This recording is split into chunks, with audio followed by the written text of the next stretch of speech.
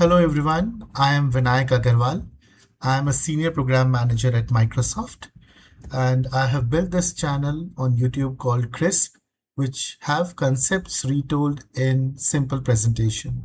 I will try to cover some topics which are at times difficult and will try to make them simple as much as possible going forward in my upcoming series of videos. Today I will start with types of the projects. So we all know not all projects are same, right? We do see classification of the projects by multiple possibilities, like first of all, industry or domain, which includes IT, software, construction, healthcare, and so on. At times we see a classification based on the objective of the project, what we want to achieve, like new product development, services project, cost reduction, process improvement, and so on. Similarly, we do have a category called size and complexity, which includes small, medium, large, and again, simple, moderate, complex, and high risk in terms of complexity, followed by duration at times, either a short-term engagement, mid-term, long-term, and certainly even from the portfolio size in terms of budget, which includes low budget, moderate, and strategic investment, and so on. We see a good number of projects classified under the delivery approach as well. At times we name them as a waterfall or traditional, agile, scrum, kanban, and so on, lean, DevOps, and so on. Similarly, we do have other classifications. I try my best to cover all the landscape of the types of the project, which includes ownership, that's either an internal client, outsources, joint venture, and so on, even the government sponsored. Output driven projects, at times product, services, infrastructure, policy, business change nature like operational, strategic, digital transformation.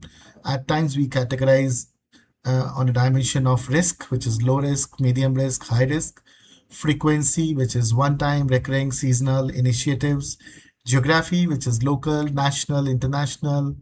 And again, in international, you can split up in Americas, EMEA, APAC, and multi-country and global, so on. And finally, the majority of the projects into IT domain are categorized under the base of the technology, which includes the ERP implementation, CRM, website development, and so on.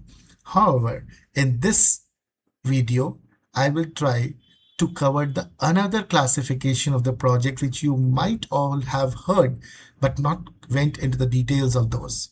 So what is that? So understanding project types and classifications based on initiation context. So when I say initiation, I will cover them in the latest slides. So which includes the color field and the name field, at times we call them. So this includes the spectrum of the projects, understanding the colors of transformation. You might have heard Greenfield project, Brownfield project, Goldfield, might be a new term for you. Similarly, Whitefield, Bluefield, Blackfield, and Redfield project. I will try to deep dive in each and every of these 7 colors to make you understand that what these projects are. So first of all, we will cover Greenfield project. So whenever you are developing a completely new software or a system from scratch, which has no dependencies or legacy, those projects come under the umbrella of Greenfield project. So just to give you an example, like you are creating a new e-commerce platform with its own backend, front end, and architecture. So all those projects can be categorized as a Greenfield projects. I hope it is clear. Moving on to the next one, which is the Brownfield. Okay, so whenever you see an enhancement, upgradation, or integrating features into an existing system or a legacy software, those projects come under the landscape of Brownfield project. Just an example, any migration of an old desktop application to a, let's say, modern cloud-based web-based application is an example of a Brownfield. Then we have a Goldfield. Perhaps you can guess it with its name. So when a project includes a very high value, either on its impact, which includes tech initiatives like large investments and profit potentials, those projects come into the Goldfield segment. Just an example, launching an AI-powered analytics platform from financial forecasting. Okay, moving on to the next, the Whitefield. Any guesses? Okay, let's move on. So the projects which are, you can say, conceptual or proposed IT projects which are still under evaluation with no commitment yet. Maybe you can say startup idea, POCs, all those come under the landscape of a Whitefield projects, or startup idea, initiating a new mobile payment app, but hasn't started development. So it's in the preliminary phases. All those examples or types of the project come under the bucketing of Whitefield. Okay, let's see another dimension called the Bluefield. I'm going fast because my idea is to give you the maximum knowledge in a simple and a short format. Okay, so the Bluefield, you can resemble it with the blue chips. That means new capabilities and innovation while leveraging and integrating existing enterprise systems. This is the definition for the Bluefield projects. Just to give you an example, adding AI capabilities to an existing system without replacing the core platform is one of the fine examples of the Bluefield engagements. Okay, the next one, Blackfield. So none of us want our engagements to be in the Blackfield. This is what is a hint. So any abandoned or a failed project due to either budget constraints or tech limitations or any strategic shifts, all those projects which are abandoned or failed, as I said, comes under the umbrella of Blackfield project. So let's say a cancelled Salesforce CRM revamp project that ran into compatibility issues and cost overrun comes as an example of a Blackfield project. The last one is the Redfield. Okay, so tech projects with legal, you can say a significant legal compliance or geopolitical risks. So if it involves any compliance, any regulations, any political risks are engaging in your engagement, those projects are the Redfield projects. So you can say developing a data platform in a region with strict data residency or privacy regulations. All those projects come under as a Redfield project. Okay, so I'm trying to give you just one example. So what do you think from this example? Any guesses, like, can a single project fall under the multiple field categories at the same time? We have covered so many spectrum colors, which like Greenfield, Brownfield, Goldfield, Whitefield, Bluefield, Blackfield, and even Redfield. However, I have given you example in each and every categorization of the project. But what is your take? Can a project falls under a multiple category of the spectrum?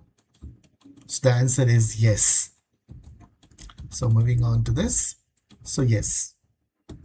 So just to give you an example, so cloud migration with AI integration. So let's assume we are building a legacy application as a cloud native system and adding Gen AI, which is, let's say, Microsoft Copilot features for forecasting.